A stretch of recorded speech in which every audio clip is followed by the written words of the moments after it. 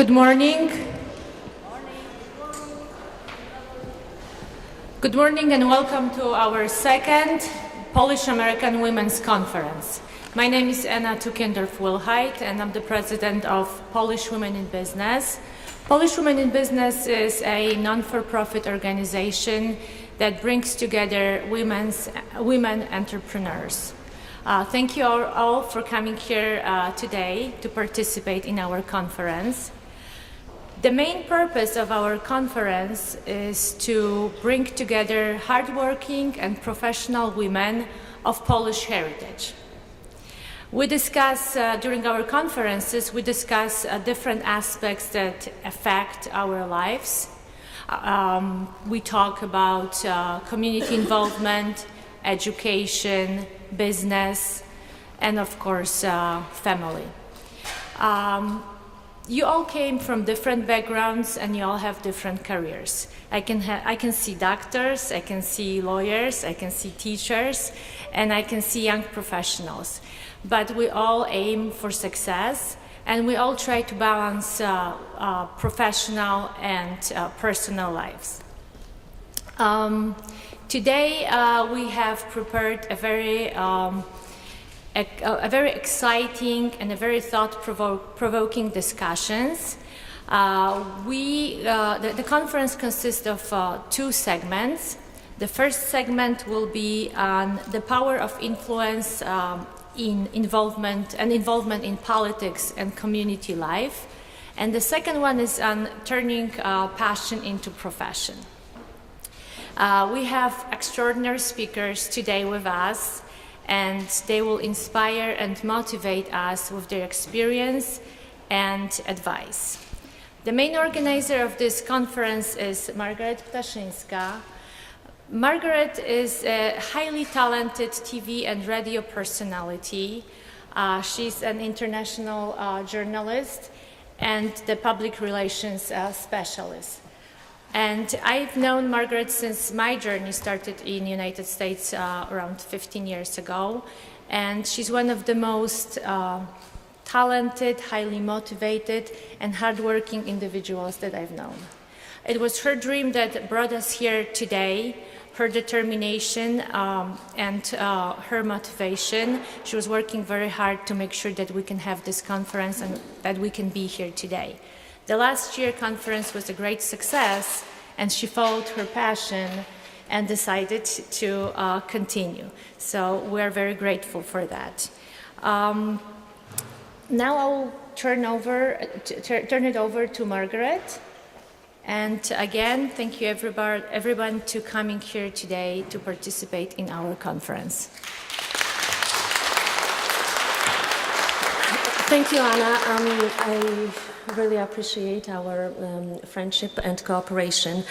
And I'm so glad that Polish Women in Business is part of this event. And I'm so grateful that for second year, our cooperation is just wonderful. I'm so happy and glad to see all of you today.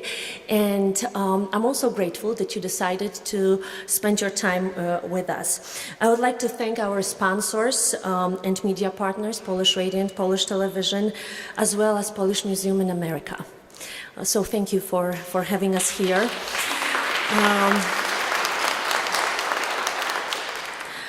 The event would not be possible without support of the Polish Consulate General. I also would like to say thank you. And Polish Slavic Federal Credit Union, thank you so much. I would like to thank our speakers.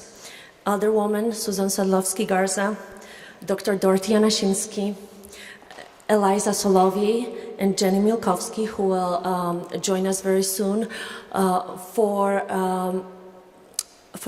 accepting our invitation and for being here with us today. And I know you will share your wisdom, you will share your experience, and you will share the best what you have. And we'll start with a discussion on political and community involvement. Around 11:15, we'll have a break for lunch. So it will be time for you not only to eat, but also to socialize more and to know each other better. And after lunch, we'll continue our conversation with a new topic. Before we start, I would like to interview I'm sorry. I'm used to use this word because I'm using this word all the time to interviewing people every day. I would like to introduce our supporters and give them chance to say a few words. Consul General of Republic of Poland, Piotr Janicki, State Treasurer, Michael Frerichs, Professor Anna Timofiejczuk from Silesian University of Technology, who traveled from Poland to be with us today. I know that on the way we have Alderman Arjen Reboiras, who was a huge supporter and believer in this event and who pushed us last year to do it. And Katarzyna Kwaterkiewicz, manager of Polish Slavic Federal Union, one of the biggest ethnic credit union in the United States. So, Consul General, if you can say a few words.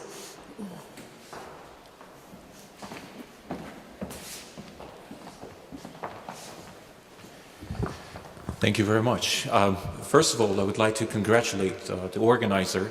This is the second edition of this great conference. I didn't have a chance to see the first one because I wasn't even here in Chicago. So I'll stay here and I'll listen to those great speakers that are scheduled to speak because they have something in common, and their last names, Polish last names, are not the only thing that they have in common. Things that they have in common are the great success that they bring, and we are very proud of their achievements. And I can speak for the Polish government, we are very proud of achievements of Polonia, especially women in Chicago. You are the best what we have. You are community organizers, you are business women, you are lawyers, doctors, and other professionals. Thank you for being who you are, and thank you for coming to get inspired by these great four women. Thank you.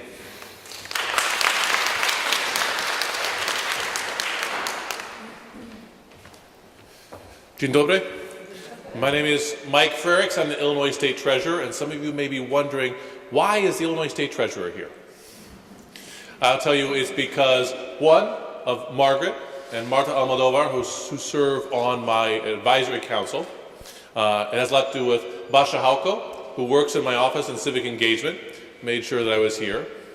Also because as the state's chief investment officer, we want to make investments that help grow our economy. And I know that we have a lot of professional women here who are doing that every day. And thirdly, I brought my young daughter with me here today, Ella. And I want to make sure when she grows up, as she grows up, she knows that she is not limited by her gender, that she can do whatever it is she wants. People frequently ask me, they say, do you bring her around because you want her to be involved in politics? And I say, quite frankly, the opposite. I hope she chooses whatever her passion is and knows that she is not limited. So thank you very much for having me here today.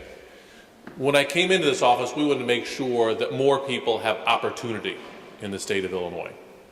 You know, as you travel around the state, running for office, you meet people from a variety of different backgrounds, with different perspectives growing up, and then I got into this office and I found that necessarily my staff or the financial institutions we do business with didn't necessarily reflect that diversity. So we have worked very hard in outreach to increase minority and women investment companies working with our office. When I came in, 1.4% of our trades and our investments were done through MWVD firms. We decided we wanted to change that. And we reached out to firms, sought them out, and invited them to work with us. What we found is they were out there. They wanted to do business, but they'd been denied for years. So they didn't bother to apply for the work. When we extended an invitation, we were able to increase that percentage from 1.4% to 60%. There were minorities, there were women out there who wanted to do this work, who could do this work, and are now doing it.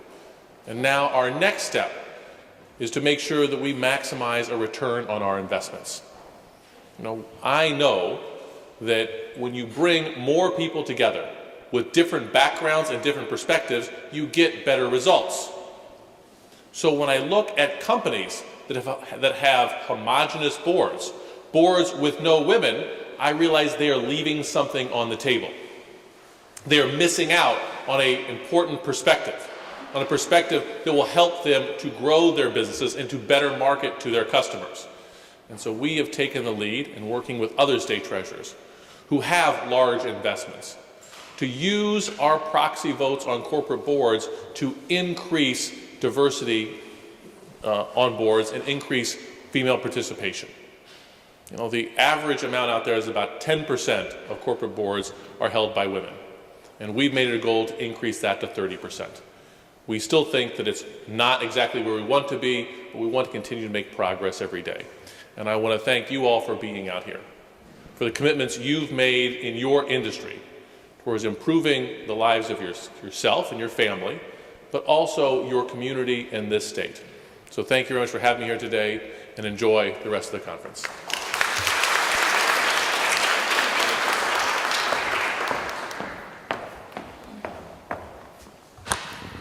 First of all, thank you very much for inviting me. Once again, my name is Anna Timofiejczuk, and I came from Poland just 2 days ago. I work at the Silesian University of Technology, and currently I'm the Dean of the Faculty of Mechanical Engineering. It is one of the, yes. It is the biggest faculty at my university and definitely the male faculty, so I have to deal with male ideas and everything which is related to men. However, yeah, so such meetings like this one is necessary for me, so once again, thank you very much. I remember my way to this position, and I would like to tell you a very long story, you can imagine, as women. But I have to say that I met also a lot of very creative men and women, but they were moments that I was simply alone. And then at the very end of October, I met Anna and Grażyna, and they told me about the first edition of this conference. They invited me here. It was just after the first edition, yes. They were in Poland. They visited our university and our faculty. And then suddenly, I don't know had happened, I realized that there are a lot of meetings and there are ideas also in Poland, so we cooperate as the mechanical engineering faculty with industry. And people come to us, and also women from different companies, very technical companies, and they organize meetings, special meetings for women, special meetings for young female candidates. They encourage them to start studying technical courses and so on. So this meeting is complementary to all I do in Poland, actually. I'm involved also in a lot of different actions, tasks. For example, this year I will be involved in women mentoring for young candidates for technical courses. Once again, I think this meeting is very, very necessary for women, and I wish maybe one day we could organize this meeting in Poland. Maybe you can come to us, or maybe you can augment this meeting to other countries also, because I know Polish women from Netherlands, France, Great Britain, and they are also very, very creative and powerful. I wish you a wonderful time here and fruitful discussions. Thank you very much.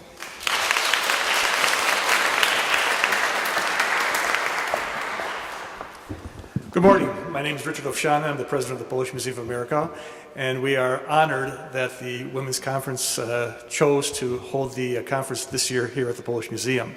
You know, historically, if you look at our Polish nation, we've always looked to the Polish women for strength, and that continues today in our community. It's obvious and very evident by today's attendance that our Polish women are successful, they have the drive, and they also have the strength that keeps our Polish community strong. We wish you a strong, good discussions this morning. We hope that the sharing of experiences will enlighten and encourage other women to take stronger and better roles in our community, and we wish you the best of luck. Thank you.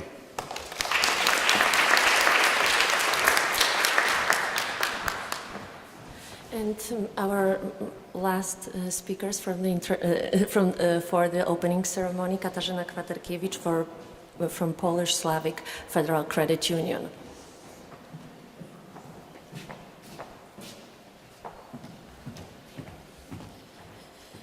Good morning. Good morning. I'm very honored to be here, first of all, this morning and see all the beautiful ladies and gentlemen on my right side. Polish and Slavic Federal Credit Union is the largest at this moment ethnic credit union, and the main thing that maybe most of the people don't know about us is that out of our 300 employees that work for the Polish and Slavic Federal Credit Union are actually women. And we do have 16 branches at the moment, and they all run by women branch managers. So I'm professionally, and I'm very proud of it at this moment, because that only shows the strength and the creativity of the women in business. And we do support a lot of Polish events, and we do our best to get involved into community and watch ladies grow in their professional life. When we see young girls who actually attend our scholarship programs, we are so proud, because when we hear that they're gonna become astronauts and very technical and sophisticated jobs, sometimes we open our eyes like really wide, and we like, wow, we never think that this type of jobs could be actually something the woman can dream about. But this only shows that the strength and the creativity of the woman right now. So thank you for inviting me. As I said in the beginning, I'm very honored to be here to watch women who share passion, overcome challenges, and trying to make a difference.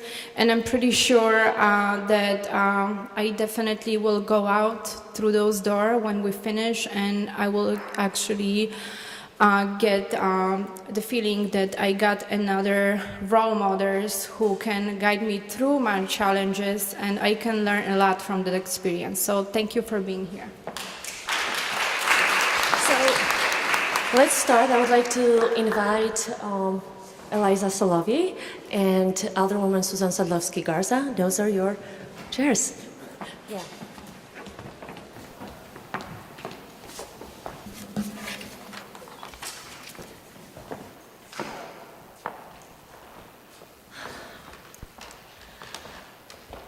Pleasure and privilege to introduce two extraordinary women of Polish heritage, Susan Sadlowski-Garza and Eliza Soloviej. Susan Sadlowski-Garza is alderwoman of 10th Ward in Chicago. She's the first woman representing this ward in City Council. Susan's priorities include keeping schools public, increasing wages, and creating long-lasting economic development in the 10th Ward. Welcome, and thank you for accepting the invitation to be with us. Thank you so much for allowing me to be here. For the last 5 years, Eliza Soloviej has been Executive Director of First Defense Legal Aid, the only 24-hour nonprofit organization providing free legal aid to people under arrest in Chicago. For 20 years, she has focused her career on youth, community, and leadership development. Thank you so much for being here with us. Thank you. So, you are both very successful in your field. How did you choose your career path? Well, if somebody would have told me 10 years ago that I would be the alderwoman, I say woman. I've been corrected by many men that said the correct term is alderman. I said, no, it's about time that women start owning their own power, right? Why is it always policeman, mailman, fireman, alderwoman, Susan Sadlowski Garza? So I was always very active politically, but I was on the other side of the fence. I would knock doors, stand up for social justice issues. And I never really, I dabbled in my head a little bit about being the alderman, but it was really Karen Lewis that pushed me to accept this position and run for office. My predecessor really forgot where his loyalties were. He really didn't represent the constituents. He represented the guy on the 5th floor, and he forgot who he was supposed to represent. So there were 7 candidates initially in the race. It went to runoff between me and the incumbent, and I won. So I woke up the next day and I said, okay, now what? But Karen Lewis said we need to start having like-minded people making policies that we can live with, not these people that really don't care about us. So here I am. I can't tell if it's on. Can you hear me? I don't know. It is? All right, so I have worked hard with First Defense Legal Aid to organize attorneys to go to the police stations because it needed to happen. I'm a mother on the southwest side of Chicago, near Marquette Park, and we had some of the highest numbers of children being arrested for nonviolent offenses. And I wanted to make a difference, to really make sure that we could protect our children and other family members and neighbors.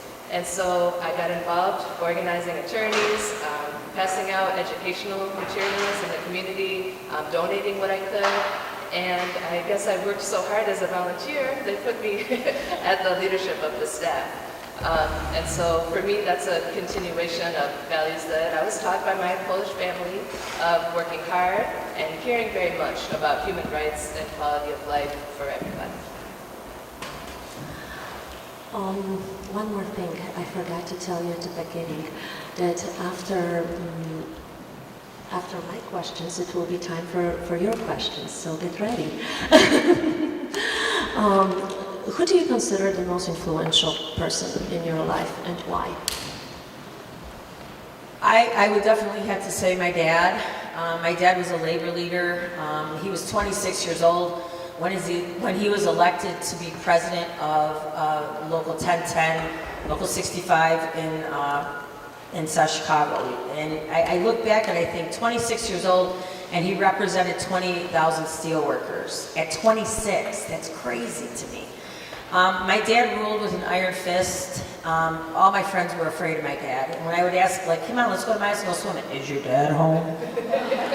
So I never really realized what my dad was about, because as a kid and as a teenager, we butted heads a lot because I was a lot like him.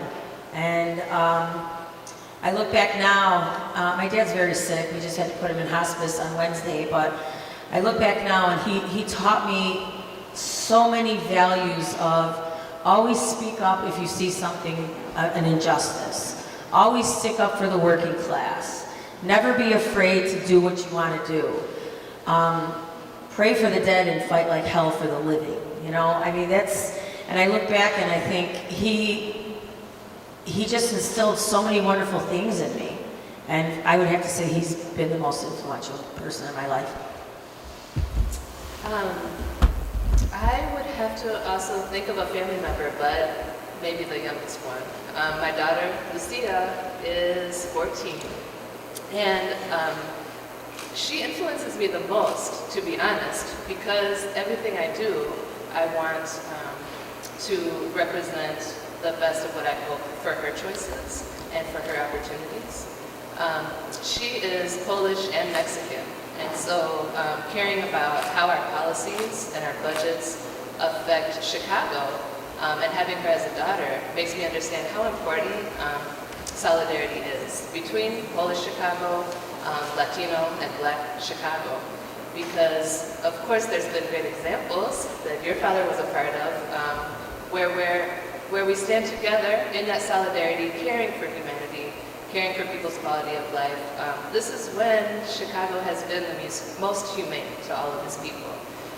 And so I think parenting a young woman of color, having a teenager at home, certainly in the context of civil rights when it comes to police, absolutely came to mind first for influence. So, how did you get involved in community and political life?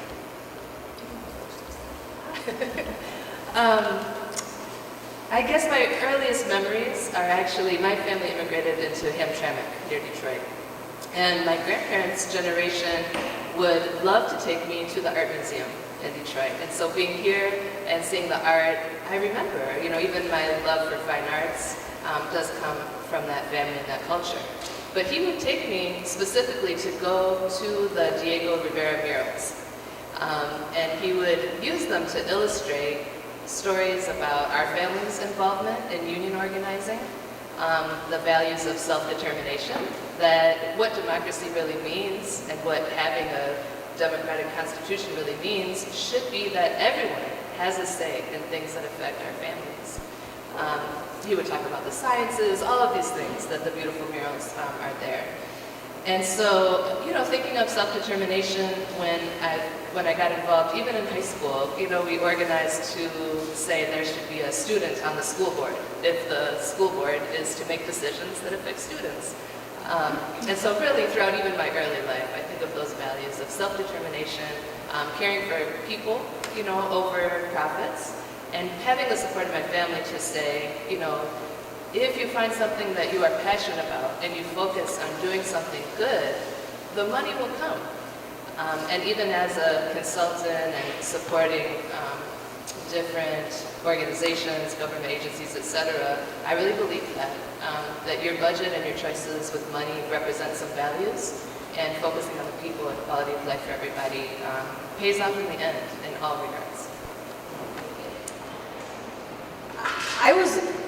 I can't remember my life not being in the thick of things. And I'm not kidding when I say this. My father used to wake us up. I remember being 6 years old, and he would take us to the steel mill in the morning to do gate pass outs.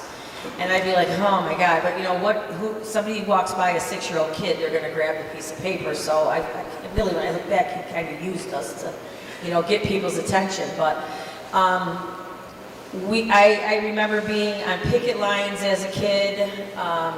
He took us everywhere. Every time there was a rally or a strike or anything that was happening politically, we didn't have a choice. We had to go.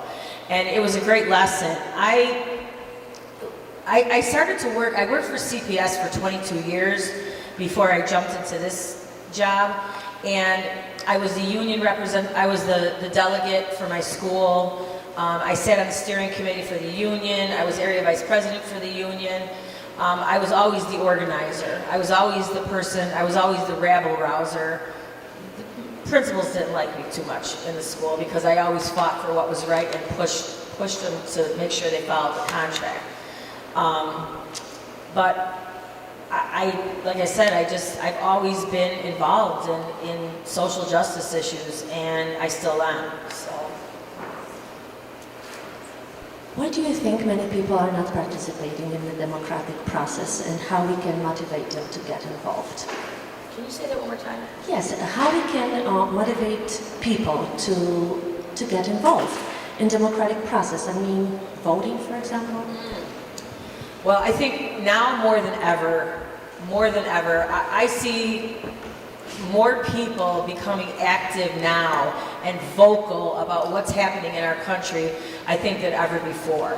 And I like to think that we're at a turning point where, especially young people, right? We saw in the last election, young people, even starting with Barack Obama, young people came out and drove, and a lot of people kind of wrote the young people off like, oh, they're not gonna, but look what happened with Bernie Sanders. I mean, young people came out in droves for Bernie Sanders, right? And I think what's happening now is people are getting angry. People are really just kind of really disgusted on a lot of things that are happening. So we need to motivate people, you know, to let them know that, look, we have a voice. And I think we can organize around a lot of issues that are happening. And if we don't, we're going to miss a golden opportunity to change things. And I don't want to get into like politics, but you know, the two-party system is not working. The two-party system is not working. We need to start. We need a people-powered movement that's going to, you know, take back what's rightfully ours. And I mean, look what we're going on 3 years without a state budget. I mean, that's crazy to me. If somebody, can you believe it? I can't. I can't believe it. Social services are being cut. I had an 89-year-old guy come into my office 3 weeks ago, and he's on dialysis. The ride share that took him back and forth to dialysis was cut because of state funding. This 89-year-old man is in my office crying like, what am I going to do? You know, and I don't have an answer for the guy. And it's like, how can we become a society that does not take care of our senior citizens or does not take care of our children? Shame on us. We can't let that happen. And if we, you know, if we listen to people speak and listen to real human stories, we have to stand up and say, this is not right. So I'm very passionate about that. We can't just become a society where we don't care about our brothers and sisters. We can't. And that, for me, that's motivation. I think that there is tremendous civic engagement in Chicago, even of those most affected by human rights violations. Even in the last couple of years, there have been really significant changes that have and will save lives that have been led even by children. On the south side, where I live and work, we have no emergency room that will accept a gunshot wound victim in critical condition. All of them will deny it. But because of the civic engagement of young people affected by this, whose family members and friends have been hit by stray bullets and were declined treatment at the emergency rooms, now the University of Chicago Hospital knows, oh, of course we have to do that, right? Because of that civic engagement. And so I think it will only grow if we lift up and support people who are really fighting for those rights that they deserve that just haven't been respected and available, like the right to health care. And we have to understand that what happens affects us all, right? For my work in protecting people under arrest in police custody, you might think it doesn't affect you, but Chicago is actually the false confession capital. That was on national news. How embarrassing. And what it means is that statistically, more people confess to things they had nothing to do with when they're alone with police, with no lawyer. And it's innocent people who are affected by this, who go away for 10, 20, or more years, locked in a cage, away from their family, and then later, maybe it comes out they got the wrong one, because they were alone with police, scared, they thought, oh, the nice detective will help me if I just make something up that will help them solve the crime, maybe, and I can go home. And so it really could happen to everybody. I myself have been arrested when there have been just misunderstandings from the police thinking, oh, why are you here on the south side? You must be doing something wrong, right? Maybe you're buying drugs or something like this. And I've had personal experiences like that where I really wasn't doing anything wrong. You don't have to do something wrong to get arrested. And what happens to the least of us, the most vulnerable, those without the protection of our democracy, absolutely affects us all. And so I hope that would inspire more people. And sometimes just those statistics can help us, right? Aren't we kind of surprised that everybody knows, even from Hollywood movies, the Miranda rights, the Miranda warnings, right? Everyone has the right to counsel. And I think most people in Chicago could recite those warnings. But the information can help surprise us and say, oh, we have to do something about this, it's not right. 99% of people in police custody last year in Chicago did not have any lawyer at any point. And they were there for 3 days at risk of their rights being abused in other ways, and even being incarcerated for things they had nothing to do with. So knowing something like 100% of people have a right that 99% of people are not able to access can help us then think, oh, why? What are the policy reasons for this? And it turns out that it was young people who studied and tried to figure out what are the policy reasons. And what they said was, one, the public defender was not appointed until court, and there's no court in the police station, so let's fix that. And we did. Chief Judge Evans actually made a general administrative order saying that he would appoint counsel, knowing that, of course, the Constitution is supposed to be for everybody. And now they're working on making sure the police will let people use the phones to call the lawyer. And in the meantime, the police department did respond and say they will put up the number for free legal aid in all the police stations, in English, in Spanish, and in Polish. So it's something everybody can take leadership in today, is tell people in your family and in your community that if, hopefully they will never need it, but if they do find themselves in the back of the police station and see the sign, it is true. We have volunteer lawyers that will go for free to help somebody. And one more, just know your rights point while I'm thinking of what we can do on this, is, often the police will have a translator for someone who needs to speak a language other than English.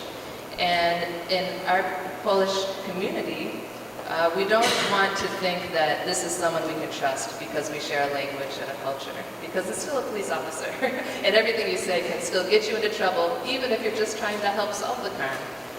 So please, spread the word about how, even with immigration issues, it is usually the Chicago police who would be the first point of arrest, not ICE, not the federal government. And so having your rights protected in police custody can prevent immigration issues, family issues, housing issues, all of those things. And the snowball grows quickly if we don't stand up for each other and make sure we know. Can I piggyback on something that you just said? When you talked about it does affect all of us. City of Chicago spent $450 million in police settlements. $450 million. That could have plugged the hole on what's happening with CPS.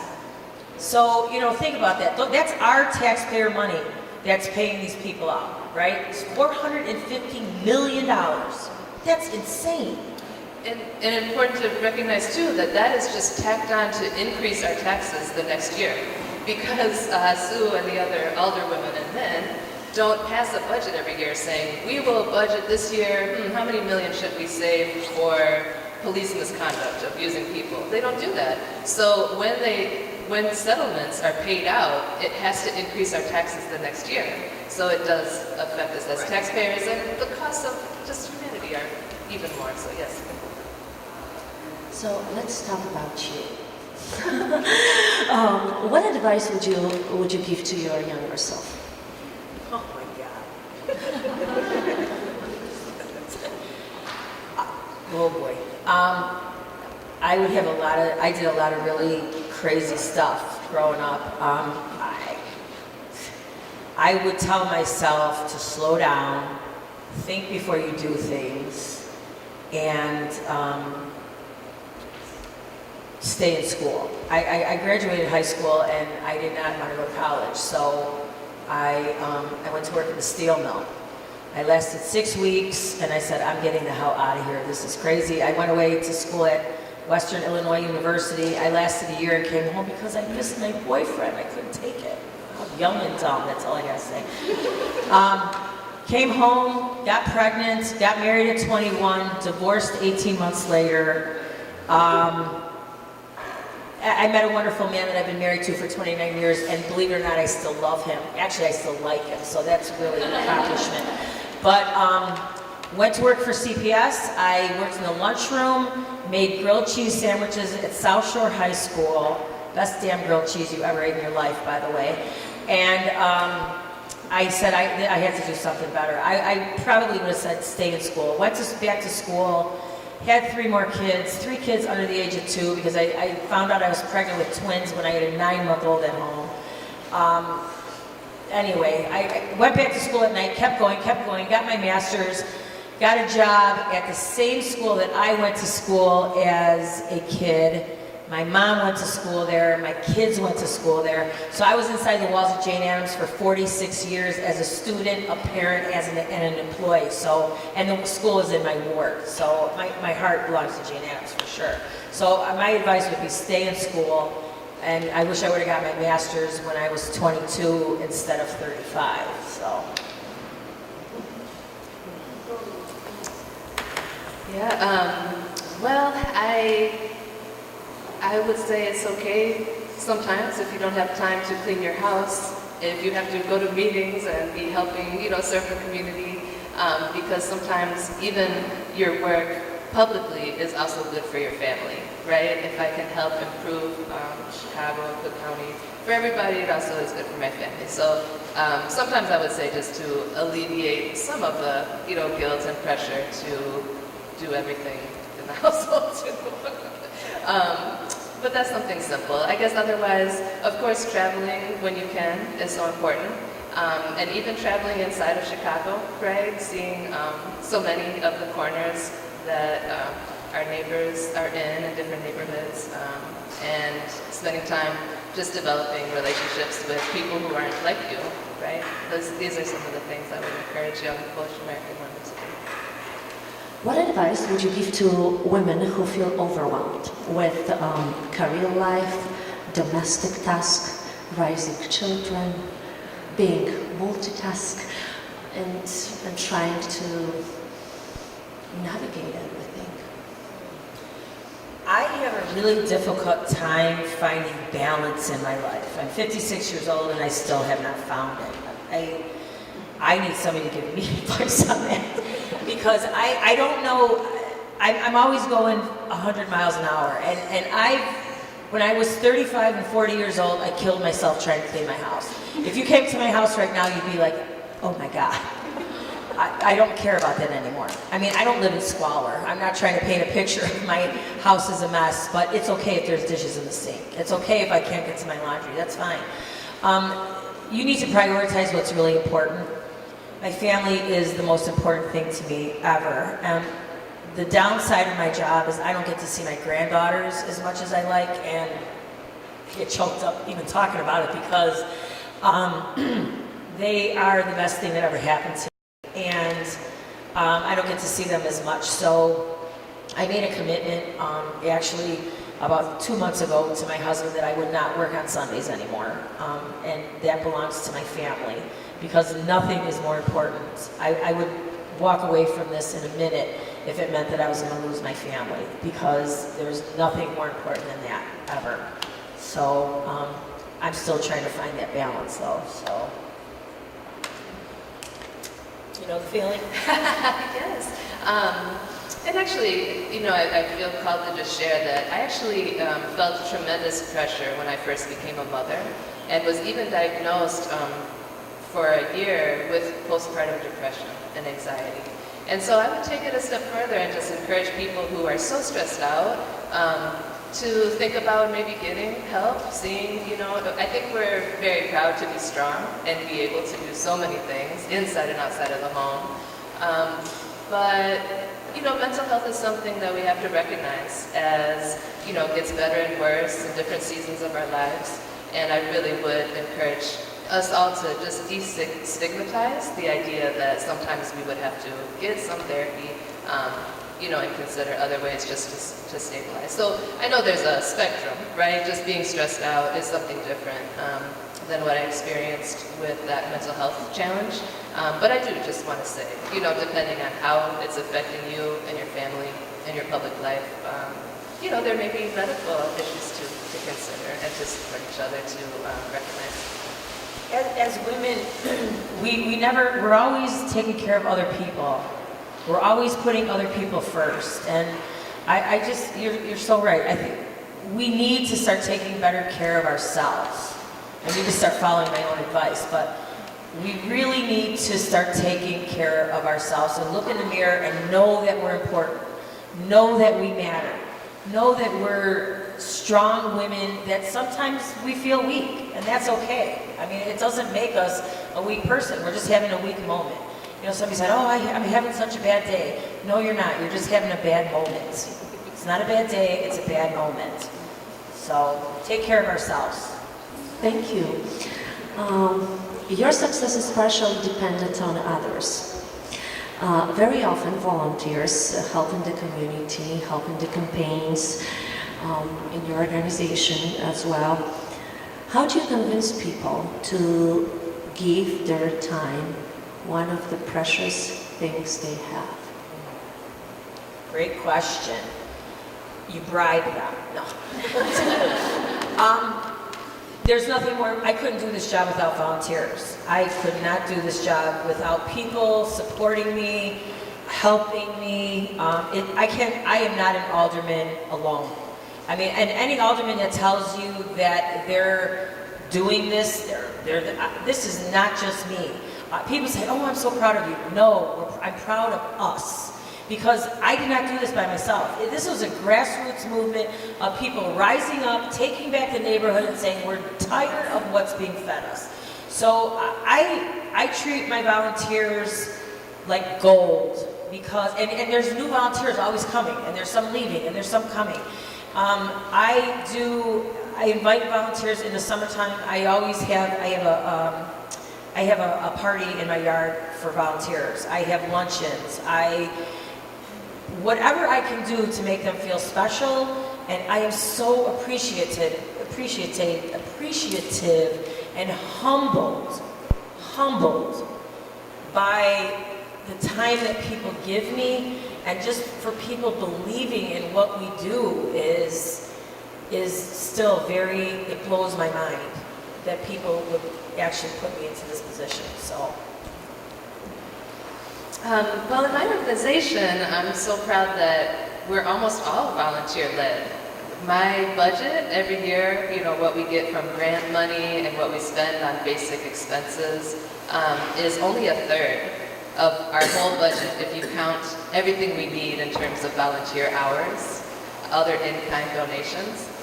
And I can say that from the volunteer to any other role in the organization, I have played that role, and I'm really happy to do anything I'm asking you to do, or that the organization is asking you to do. So I have gotten out of bed in the middle of the night to go to a police station and help someone, and I loved it. I was happy to do it, because otherwise someone would be alone at great risk.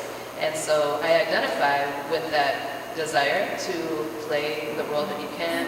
I've played those roles on a volunteer basis, and my organization is open 24/7, 365 days a year, and so yes, I work full time, but the other 2 shifts of every day I'm also available, right? So it's just a culture of the organization and of the movement that I really feel a part of, and I feel like when I'm asking someone to volunteer, it's an invitation to be part of something really amazing. Chicago is famous for police misconduct, violent crime, but we should also be famous for this unique volunteer-led solution. And so I want everyone to feel part of that, and I think it's not really asking for something. Of course we're taught, oh, don't ask for money, don't ask for people's time, don't be a burden. But if you think of it as an invitation, right? Come be part of this wonderful party. That's fun and great. That's how I get past that. So sometimes people have great ideas, but it's hard to implement them. How do you get others to accept your ideas and to follow you?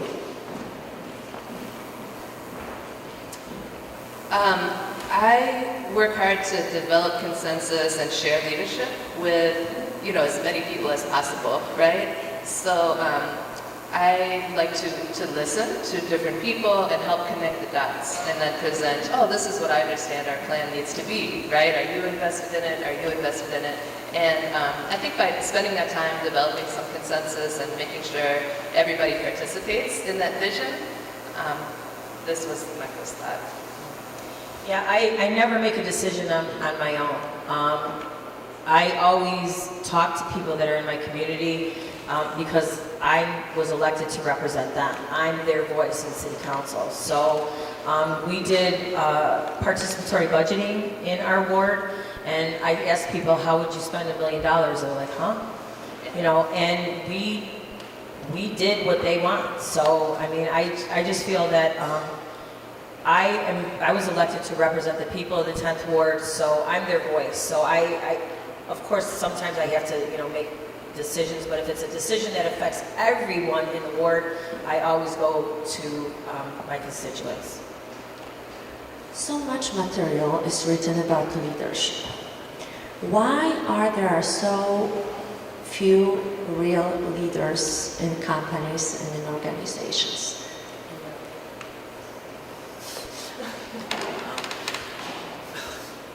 Real leaders. The real leaders. Well, I'm in a position where I'm one of 50, right? And I'm not going to mention any names or anything, but there's a lot of aldermen that I don't consider leaders. They are just there to do what the guy on the 5th floor wants them to do. And to be a leader, sometimes you have to make decisions on things that you're not going to agree with the mayor.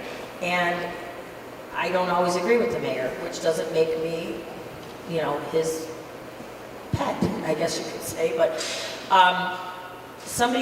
Marian Ahern said to me, Alderman, aren't you afraid that, you're voting no on the budget, and you vote no on the garbage tax, and you vote no on the bag, and you vote no on the... Aren't you afraid that you're not going to get anything? And I said, no, I'm not afraid. I'd like to invite you to my ward and show you what 16 years of yes votes got us. Nothing. Absolutely nothing. And since I've been the alderman, I vote on what's right for my constituents. And I consider myself, I'm not afraid. When you're a leader, you can't be afraid. When I first took this job, it was very intimidating, I'm not going to lie. I walked into that city council, and there's a set of rules. I come from a caucus of rank and file educators from where everyone stood together. I come from a stock where my father worked side by side with Polish, Irish, German, black, white, yellow, green. You worked side by side, and an injury to one was an injury to all, right? And that's not how it is there. And for me, you want to talk about mental anguish, it's very hard to work in a job where you never know who's going to stab you in the back. And people tell me, oh, don't trust anybody, don't trust anybody. I never had that before. So I'm feeling, after 2 years of doing this, I'm feeling more confident. I'm not as afraid as I was 2 years. I don't know if fear is the right word, but imagine yourself going to work every day not knowing who's going to screw you, right? It's a mind game to you. It is. But now I just make sure that I stay loyal to the people in the 10th Ward and mind my own business and keep fighting. You made me think of a great definition of courage that I heard before, which is courage isn't the absence of fear, but the decision to move forward regardless. And so maybe it's some courage. I think many people do lead. Maybe everybody leads, right? Everything you do, you're making a choice of what's the priority. So people can lead in bad ways, right? And people can lead in good ways. And so we're all leaders in some way. I think that one thing I would encourage people to develop as the best kind of leaders is hope. And it's not an optimism that's naive, right? That, oh, everything is great, but just practice and make yourself believe that things can be better. Whether it's your company can be more efficient, or your nonprofit can help more people and actually achieve its mission. I think having a vision where you can really convince yourself that yes, we can do it together, helps other people make those courageous choices to be part of something. And that is the kind of leader I hope to be. And, hope, I don't think it comes naturally. I think it's a decision where you have to tell yourself, yes, we can, and kind of fake it till you make it, and just insist, right? How did you build your confidence? And how can immigrant women build theirs?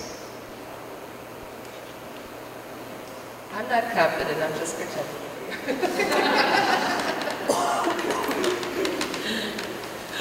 Alderman Raboyes. Good morning.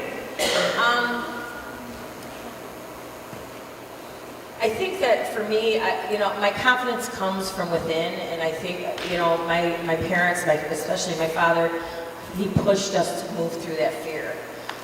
There's times when I don't feel as confident as I do at other times, but especially immigrant women, find somebody, talk to your friends, get out there. I love what you said about visiting other parts of Chicago, and look to see what's happening on a corner on the north side, the west side, the south side, the southeast side. And I'd like to invite you, how many people in here, how many women, men, have ever been to the 10th Ward? Oh my gosh, only 4. So I would like to invite you to the 10th Ward. I will give you a taste and a tour of the 10th. I mean this. All you need to do is call my office, and I would be happy to show you some of the wonderful things that are on the far southeast side. We have the only state park in the whole city of Chicago. We have a $10 million bike park there. I literally live 6 blocks from the lakefront. It's a beautiful part of the neighborhood, a beautiful part of the city that a lot of people don't even know exists. So come on down, and there's a lot of strong, confident women that I'd like to introduce you to. So it's time for questions from the audience. I have many questions. But, my first question is to Eliza. I would like to know, you choose that career, but you could be a lawyer somewhere in the big law firm making lots of money. And I know you want to help the community. I know that was your decision, but can you elaborate about it? Don't you ever think about that you could be somewhere else making more money supporting your family in a better way? Yes. I was joking and serious when I said, I'm not confident. I'm just kind of faking it. What I am confident in is my values. I really am very grounded and focused in helping make the quality of life better for everybody, protecting human rights. I'm really solid on that. And so the opportunity to do work and get whatever salary to really live those values is what I want in life. And like I shared, I think eventually other kind of, more monetary wealth lines up and comes back to you if you are focused on just doing what's right and what you're called to do beyond making money. And fortunately, I do feel support from my family and from my community and neighbors who say that this is a good way to support us. Some maybe they wish I would just focus on getting a lot of money. But no, that's what I want to do. Thank you, and I have one more question for Alderwoman. What advice would you give a Polish woman who is thinking about running for the office, and everyone around is saying, no, you're not a part of the machine, you have to go into that, you have to be with them, but you have totally different ideas about how to help the community. And people often, not only women, are being discouraged from the beginning that you have no chance. I see young and attorneys, and not young, not also young, who are afraid to run for the judgeship. We so many Polish women judges or Polish judges, because it's many different minorities we would like to be represented, and I think we can count them on one hand or maybe 2. What advice would you give them? Because they are being told from the beginning they have no chance.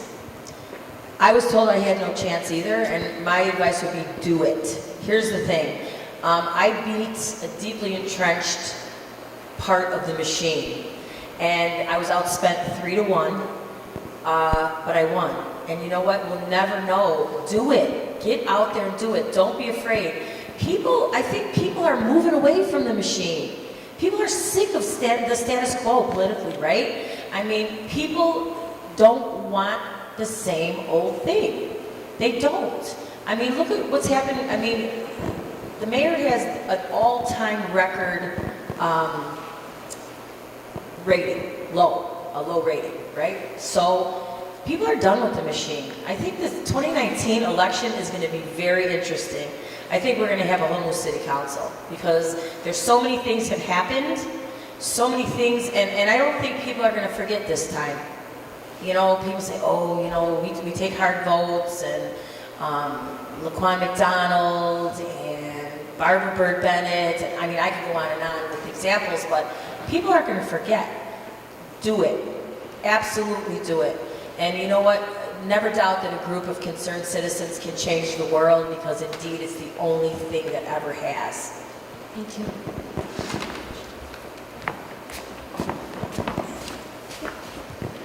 Hello. My name is Piotr Janicki, and I'm a Consul General here in Chicago. And I have two comments and one question. So my first comment is our consulate employs 26 people, and only 8 of them are male. So that's a great achievement. And out of those 8 male, 2 of them are drivers and 2 of them are security personnel. So not many workers for the consulate male left. However, I just learned that we have something in common. Not only we work as a pro bono lawyers, but also we have Hispanic spouses. So that's my link to a Hispanic community as well. And here comes the question. There are about 8,800 people detained at the Cook County Jail. It's a very large number. That jail can accommodate as much as 10,000 people. That's a horrific number. And we see a lot of violence on the streets of Chicago, especially South Side and West Side. What can we do? Because there are about a handful of Polish nationals detained at that facility. So it looks like the Polish community is not a threat to Chicago, but other communities are suffering because of the level of crime. What can we change? What can we do as Polish community to help Chicago to be a safer place? One of the things that I believe in is we really need to have violence prevention. We need to sink every dollar that we can into violence prevention, teach it in the schools, have after-school programs, give these kids a safe place to be, teach them about human rights and values and stuff like this. In my neighborhood, we have one school that has an after-school program because of all the cuts. We have nowhere to go. There was 52 schools cut. 52 schools were closed.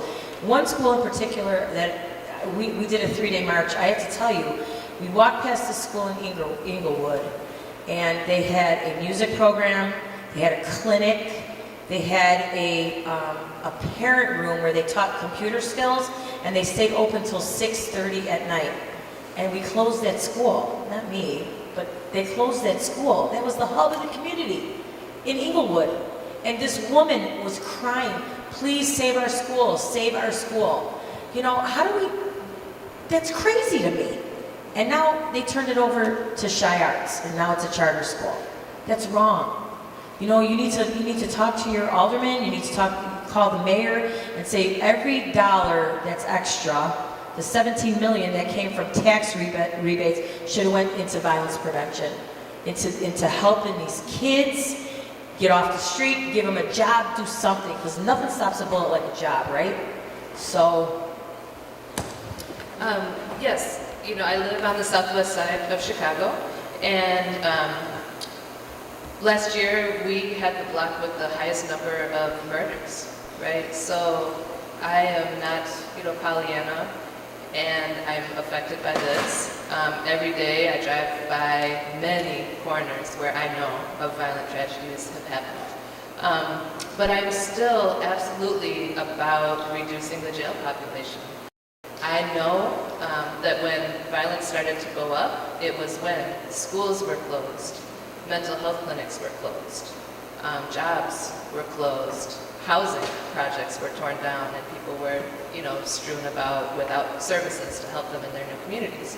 And so it's the same everywhere in the whole planet. Where there is a civil war, where people are killing each other, the government is failing in its responsibility to protect human rights.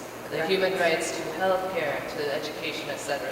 So investing in the communities and caring about our people is what I feel very strongly about, and it is an anti-violence measure. I had the chance actually to travel to Europe when France and Britain had actually established real access to attorneys for people under arrest. The UK had done it in the 80s, and France had just started to do it. And it turns out that once they did that, when they made sure that even in police custody, people could access human rights, violent crime went down. So even my leadership to make sure police are more accountable and people are protected in police custody is absolutely about reducing violence. And so I know the Cook County Board President, Tony Craig-Whitfield, says the jail is at the intersection of poverty and racism. And poverty means, to escape poverty, we don't just need income, we need everything that humans deserve, right? All those resources I just talked about. And so if we work together to help everybody make decisions that are good for people, right, not just profit, we're going to see a change, and we're going to have more peaceful communities. Good morning. First of all, I would like to thank the panelists for sharing your thoughts and insights with us. It was very powerful, and I'm personally very touched. There is something that really is very important to me, and maybe just to introduce myself very quickly, I'm a principal at Chicago Public Schools. I love you.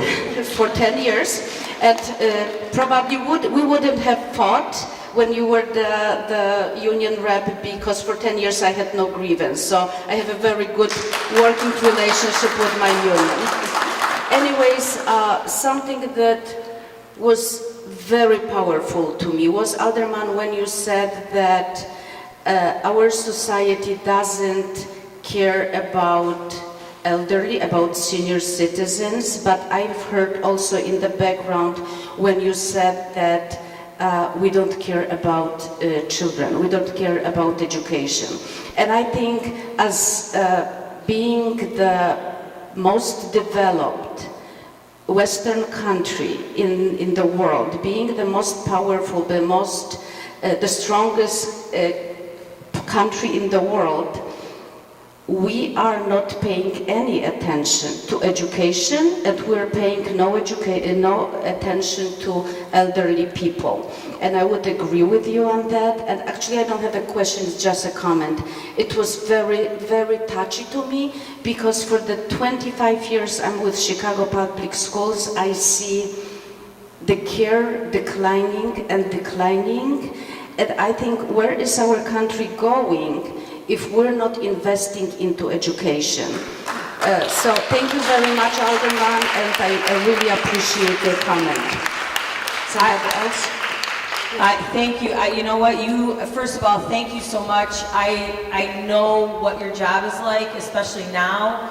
You are begging, borrowing, and I know you're not stealing, but you're doing everything you can to get those kids an education. So thank you for your commitment to our kids, and you're absolutely right. It's 22 years I spent in CPS. I was a counselor, one counselor with 896 kids. Me, no secretary, no help, no nothing. It's still the same. I would just like to tack on to this lady's comment, first of all, to thank you, and to thank you for your work with the Chicago Public Schools. For about 30 years, I've had my own consulting firm in media and political consulting, but the last 5 years I changed careers. I am now in academia also. I'm the Director of Music Development at Holy Trinity High School. I started a band and music program there because they didn't have one. But to that end, we have raised a lot of scholarship money for students, minority students, and especially students of Polish descent. So we have an unusual problem. Send us your kids. We're located on Division, just a few blocks away, on Division and the Kennedy Expressway. We're the best kept secret in town. 100% of our graduating students go on to college, and a lot of the students are from poor, underserved, disfranchised families also. But we also have a lot of international students, so it's a very, very interesting cross-section, and we have a lot of scholarship funds available. So I believe in wonderful CPS schools and good education, and we're trying to do something to help also. There's a lot of scholarship fund money available through our alumni for students of Polish descent also. So I wanted to announce that to the ladies here. Can I have your card? Absolutely. Lots. So thank you so much for you sharing your knowledge and sharing your wisdom and all the insights. Thank you so much for your questions. I hope you will stay with us for lunch. And it was really a pleasure to have you here, and a pleasure to talk to you. Susan Sadlowski-Garza, other woman of 10th Ward of Chicago, and Eliza Solovi from First Defense Legal Aid. Thank you so much. And we already have 2 speakers who will be our guest on the next panel. Dr. Dorothy Janashinsky, very well-known periodontist and also adjunct professor at UIC, and Jenny Milkowski from Fox News 32 Chicago. Welcome. And we have Alderman Reboiras who just joined us. Alderman Reboiras was a friend of Polonia this year. He got 2 awards about that, and last year he was a big supporter of this event. So thank you, Alderman, for joining us. And before I invite you to the lunch, I have one more announcement. This is the announcement about the event that Polish Women in Business will have tonight. Tomorrow is never promised. This is the charity gala, and for the Polish American Women in Business will raise fund for the House of Veteran Actors in Skolimów. The event will start at 7 p.m. and it will go till 11 p.m. at the Society for Arts, 1112 North Milwaukee in Chicago. So if you don't know about it, please join us. It's still time to be there tonight. And our next moderator will be Annette Kendorf-Wilhite. She's ready already. And let's enjoy lunch. Thank you so much, everyone.